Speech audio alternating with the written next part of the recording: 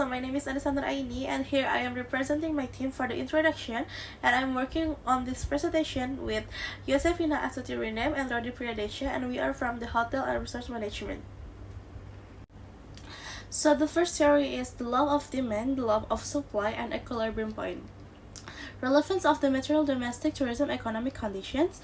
The law of demand, the law of supply, and the equilibrium point are fundamental concepts in economics that are highly relevant to the dynamics of the domestic tourism industry. So this concept help us understand how the interaction between tourists or demand and tourist service provider or supply determines price and the volume of the tourist visit. In the context of domestic tourism, understanding this concept is crucial because demand fluctuation is the number of domestic tourists can vary significantly depending on factors like holiday season, government policies, and the economic climate. Diversity of supply. The tourism industry offers a wide range of product and service, from accommodation to tourist attractions, each with different supply characteristics. Price changes. The price of airlines ticket, accommodation, and travel package can fluctuate, affecting tourist destination on destination and service. By understanding this concept, tourism industry players can make their business decisions such as setting optimal price, predicting demand trends, and developing effective marketing strategies. B. Theoretical study theories and formulas that we use. A. The law of demand. It explains the relationship between the price of a good or a service and the quantity demanded. The higher the price of a good, the lower the demand for that good, or the lower the price of a good, the higher the demand for that good, assuming all other factors are constant. It is a ceteris paribus. So here's the formulas that we use for the fungsi permintaan and kurva permintaan. And factors that influence the demand of a good is the price of the item itself. The second is the price of the other items closely related to the items. C is household income and the average income of the population. D, the taste or preference of the population and the population size, and also prediction about future and conditions. B. Law of supply.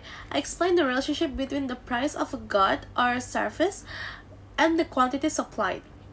As the price of a good increase, the quantity supplied increase and the price is decreased. The quantity supplied decreases, assuming other factors remain constant. It's from the ceteris paribus also. And here's the formulas from the fungsi penawaran and kurva penawaran also. And price and quantity determined of a good traded. The price of a good and the quantity of a good traded are determined by the forces of a demand and supply.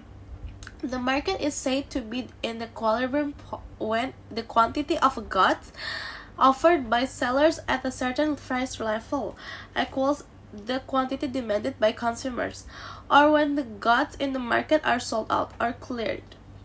C. The equilibrium point. This is the point where the quantity demanded equals the quantity supplied. At this point, the price and the quantity will stabilize.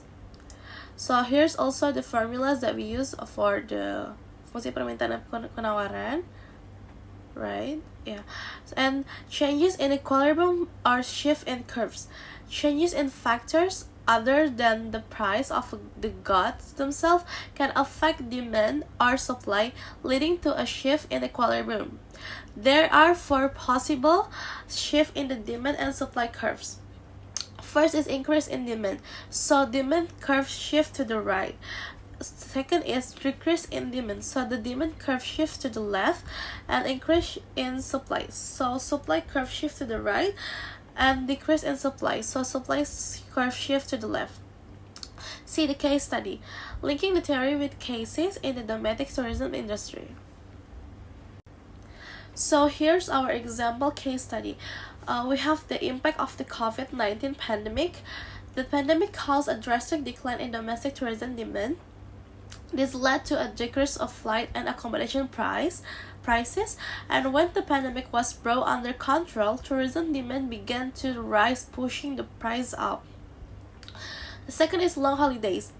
For example, yeah, during long holidays, the demand for accommodation and transportation increases significantly.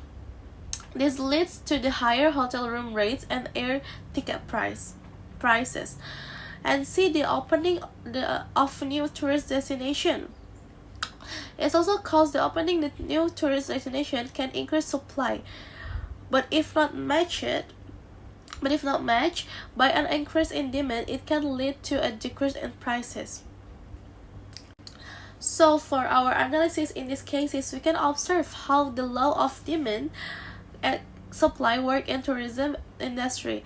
Changes in factor like income, consumer preference, price or substitute goods, and production costs can shift the demand and supply curves, thereby affecting prices and equilibrium quantities. So here's our conclusion and closing for this theory. Understanding the law of demand and supply and the equilibrium point is very beneficial for tourism industry players like us. The government can research this concept can be used to analyze market trends, like predict changes in demand and supply and thereby anticipating price changes. The second is develop marketing strategies, like determine optimal pricing, select the right target market, and develop new product also. And the third is formulate government policies. So create policies that support the growth of the tourism industry, such as providing incentive to business owners or developing tourism infrastructure. And this fourth is evaluate a policy impact. So assess the impact of the government policies on the prices and equilibrium quantities to the tourism industry. So the law of demand, law of supply, and the equilibrium point are valuable analytical tools for understanding the dynamic of the domestic tourism industry. By applying this concept, we can make a better decision and also contribute into the development of a sustainability tourism industry. So that's for the first theory, for the law of demand, law of supply, and the equilibrium point. Thank you. Caca dan Rodi. Oke, di sini saya akan menjelaskan materi wajib, yaitu tentang teori pasar. Nah, karena kita juga ada materi pilihannya, nanti saya akan melanjutkan jelasin tentang perencanaan pariwisata di Indonesia di bagian B. Untuk mempersingkat waktu, saya akan menjelaskan mulai dari sekarang, yaitu tentang market pasar. Oke, market theory. A relevance of the material. Market theory is highly relevant for understanding the dynamic of tourism economy in Indonesia. Tourism as a service industry is greatly influenced by the interaction between demand or tourists and supply or tourism product and service. Basic concepts in the market theory, such as the demand destination elasticity, market structure, and market equilibrium, can be used to analyze various phenomena occurring within the tourism industry. Example of relevance: ticket pricing. The concept of demand elasticity helps tourism industry players determine optimal ticket price. If the demand for a tourist destination is highly elastic, even a slight price reduction can significantly increase the number of visits. Composition between destinations. Market structure theory helps understand how composition between tourist destinations affect the price and quantity of product offered. Impact of government policies. Market theory can be used to analyze the impact of government policies, such as subsidies or taxes on the tourism industry. The theory review. Relevant theories. Demand and supply theory. The foundation of a market analysis. Tourism demand is influenced by factors such as income, price, preference, and population size. Tourism supply is influenced by products, costs, technology, and government policies. Demand elasticity measures the degree of responsiveness of the quantity demand to price change. The elasticity of tourism demand can vary depending on the type of tourism product, season, and market segment.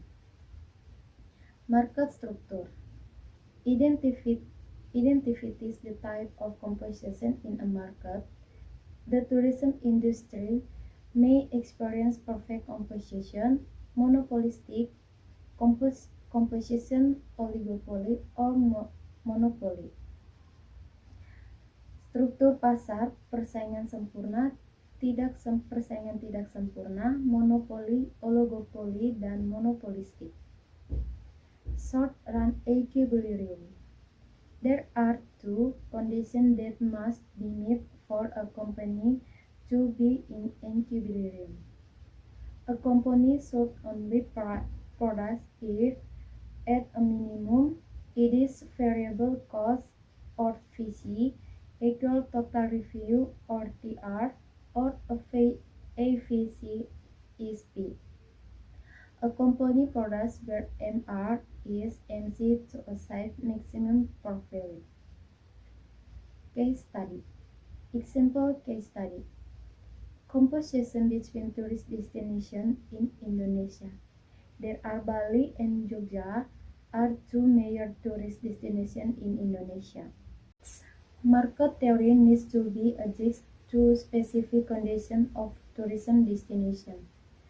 Non-economic factors. In addition to economic factors, non-economic factors such as culture, social condition, and the environment must also be considered. Development of quantity models. The development of quantity models can improve the accuracy of analyzing tourism market phenomena. Hello, my name is Rodi Pradesha. I'm gonna presentation a production theory. So the next is production theory. Relevance of the material to domestic tourism economic condition.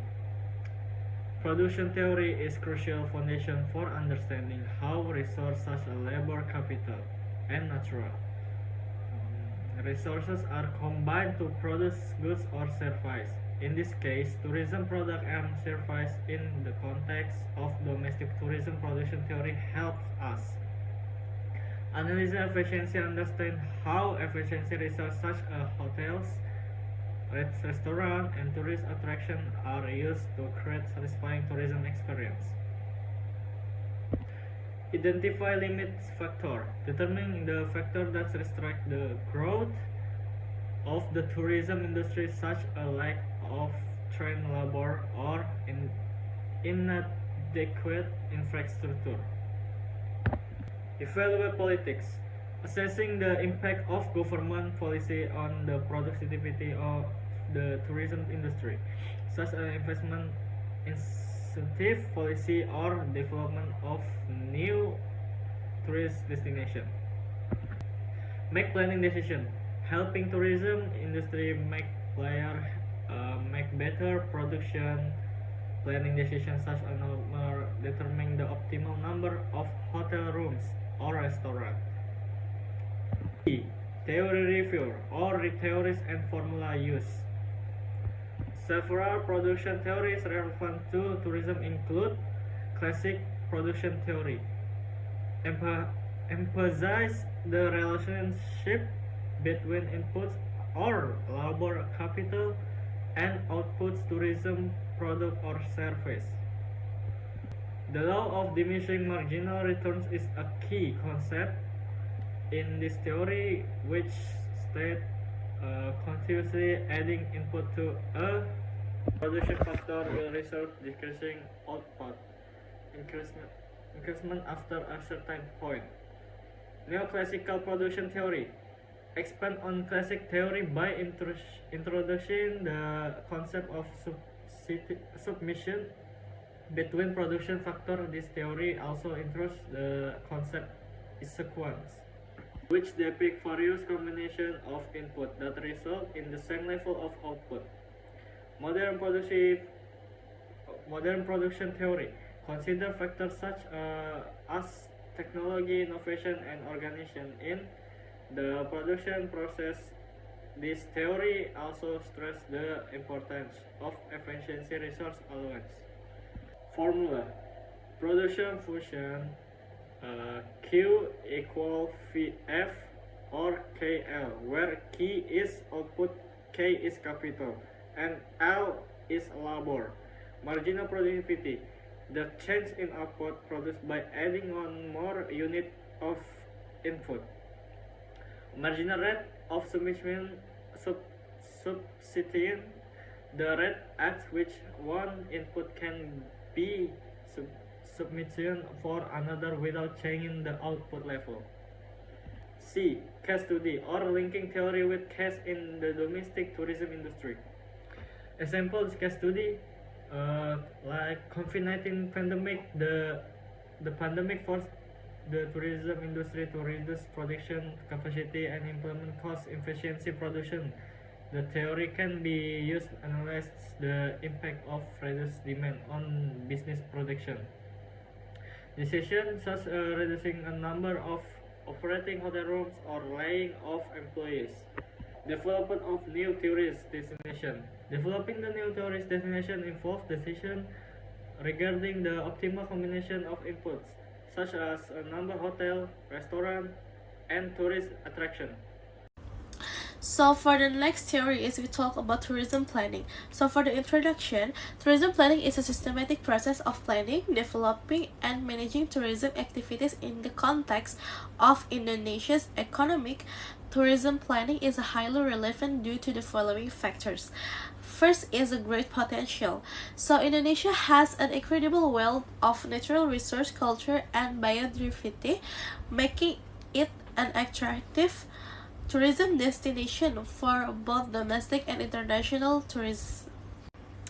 Second, the economic contribution. The tourism sector contributes significantly to the national income, foreign exchange, and employment. And the third is global challenges. So competition in the tourism industry is becoming increasingly intense, making it necessary to have comprehensive planning to maintain the competitiveness of Indonesian tourism destination. And the fourth is we have the pandemic impact. The COVID-19 pandemic has had a significant impact on the tourism sector. Good planning is needed for recovery and the further development of tourism sector. Theory review, theories and formula used. Several theories and concepts relevant to tourism planning include destination life cycle theory. This theory explains the stages of growth and decline of a tourism destination. Supply and demand theory. This theory analyzes the relationship between the number of tourist demand and the supply of tourism product and service. SWOT analysis. This analysis is used to identify the strength, weakness, opportunity, and threat of a tourism destination. Tourism planning models. There are various tourism planning models, such as top-down, bottom-up, and participatory models. Common formulas used. Number 1. Visit frequency calculation. Calculating the number of tourists visiting a destination within a certain period. Tourism revenue calculation. Calculation the total revenue generated from tourism activities. Cost benefit analysis comparing the cost incurred in tourism development with the benefit gained. Oke, kali ini saya sampai di sini, nanti akan dilanjutkan bersama teman saya Rudi. Terima kasih, semoga ilmu yang disampaikan itu bermanfaat dan saya berharap teman-teman bisa mengerti apa yang saya jelasin. Terima kasih. The next is C. Case study linking theory to case in the domestic tourism industry. Example case studies, for the first one is development of the new tourism destination, applying the destination life cycle theory in the development of new tourism destinations such as tourist village or ecotourism sites. Second is promotion of tourism destination, using SWOT or SWOT analysis to identify effective promotional strategies for a tourism destination. The third one is impact of the pandemic on tourism, applying the participatory planning models to involve the local communities in the recovery efforts of the tourism sector post-pandemic. Next one is D. Conclusion and closing the overall benefits of theory in solving the problems related to tourism economics condition. Theories in tourism planning provide significantly benefit in addressing various challenges faced by the tourism industry, including decision making theories help in making more accurate, effective decision. Second, resource allocation theories assist in optimally allocating available resource. The third one is program evaluation theories help in evaluating the success of tourism program. The last one is sustainable development theories ensure the sustainable development of tourism. Overall, theory in tourism planning provides a systematic framework for understanding the complexities of the tourism industry and design to appropriate the strategies to achieve sustainable tourism development goals. That's all from me. If there's any wrong words, I'm sorry. I'm representing my group, which consists of Anissa and Vina and myself, Rodi. That's all from me. Thank you.